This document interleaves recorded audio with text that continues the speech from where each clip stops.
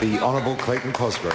Mr Speaker, if Mr Paul Henry didn't know what, or didn't have examples of what it means to be a New Zealander, there is something wrong with him, given that in my view, and the view certainly I think of most people in this House, is that there are 4.2 million examples in this country, called our community, of what it means to be a New Zealander, what it sounds like to be a New Zealander, and what it looks like to be a New Zealander.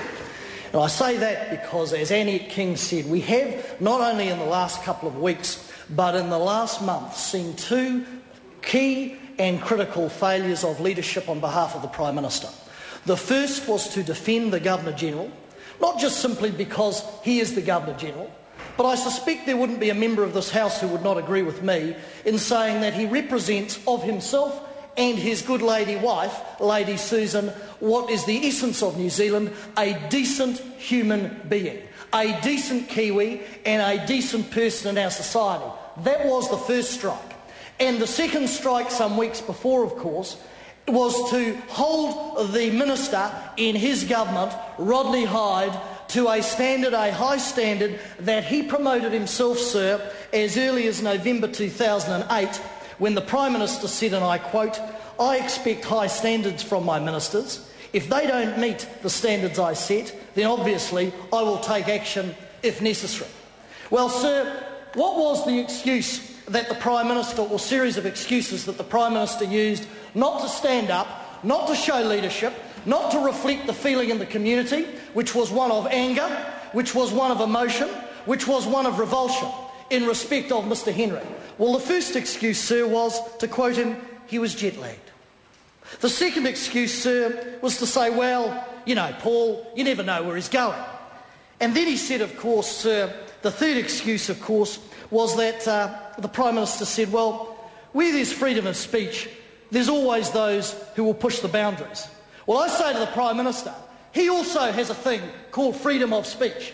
He also has that great principle that we hold dear called freedom of speech, and he chose, sir, not to use it. He zipped his lips, and he used the third excuse, was, of course, to blame Television New Zealand 3 days later.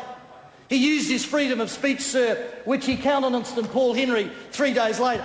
I say to the Prime Minister, it was not Rick Ellis, the Chief Executive of Television New Zealand, sitting on the couch with Mr Henry being interviewed. It was not any of the executive team in Television New Zealand sitting on the couch with Paul Henry being interviewed. So why blame them? Oh no, that was an alibi as the giggle and the smile and the wave occurred. It was in fact, sir, the Prime Minister sitting on the couch with his best mate, the former Tory candidate, Paul Henry, and the Prime Minister showed no fortitude, sir, in articulating the emotion of New Zealanders, in using his freedom of speech to rebuke Paul Henry and utterly reject what he was saying and defend a symbol and a person who is a decent New Zealander.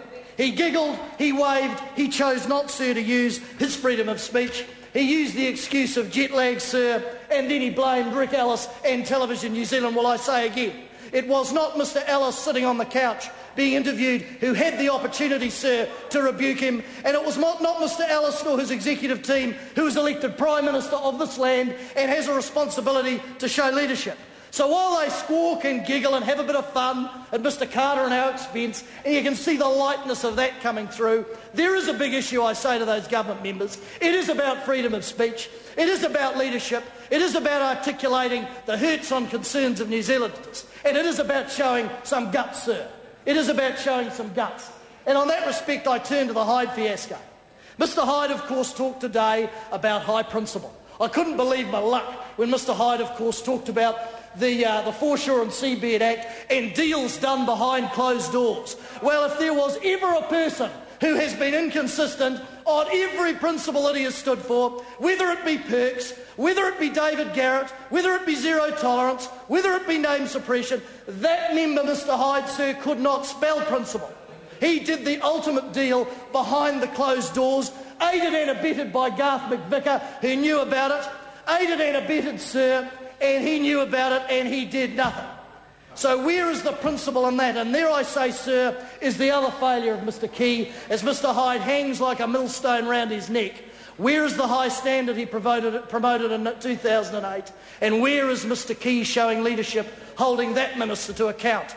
0 points on Paul Henry, 0 points on Mr Hyde.